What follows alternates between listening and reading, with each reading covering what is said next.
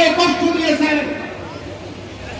আজকে সুখের দিন, আজকে যারা আসবে আমি ধন্যবাদ জানাই, কিন্তু এমন কথা বলবেন না যাকে আমরা দীর্ঘ 17 বছর রাজপথে পেয়েছি, যার সাথে আন্দোলন করেছি, যার সাথে জেলে ছিলাম, যিনি আপনাদেরকে জেল থেকে বাঁচানোর জন্য অর্থ সহযোগিতা করেছেন 17 বছর, আজকে আমরা তার সাথে বেইমানি মুনাফিকি করতে পারি না। পারেন?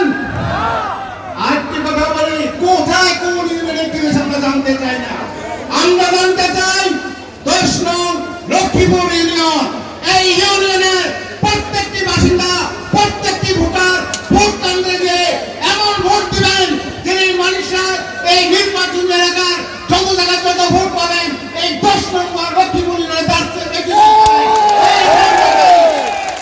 আর সাহস নিয়ে কাজ করবেন, সাহস নিয়ে কাজ করবেন, কোনো অন্যায় করবেন না, কোনো মানিক সাহেবের নাম বলে কেউ কোথায় খারাপ কাজ করবেন না। যদি কেউ করে মানিক সাহেবের নাম বলে সরাসরি ইউনিয়নের প্রেসিডেন্ট সেক্রেটারিকে অবগত করবেন। যদি ওনারা না শুনে সরাসরি আপনাদের নেতার কাছে যাবেন। আপনারা ওনার বদনাম যেন না হয়। অনেকে অনেক কথা বলে, অনেক কথাই শুনি, শুনতে কোনো অসুবিধা নাই, শুনতেছি, কিন্তু আপনারা খেয়াল রাখবেন পরিশ্রমের কথা।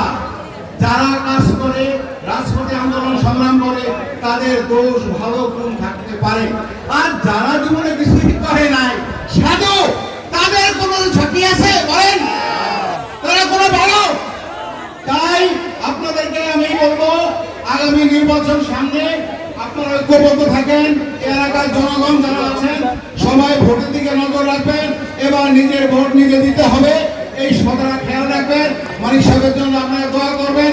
আরেকজন আমার নেতা, আমাদের আব্দুল হামিদ, যিনি আমাকে 87 সনে এই বিএনপিতে এনেছেন, সেই আব্দুল হামিদ মাস্টার এখানে উপস্থিত, এবং শেষ যিনি আমাকে সহসভাপতি বানিয়েছেন সেই শেখ ফরিদ আহমদ মানিক এখানে উপস্থিত।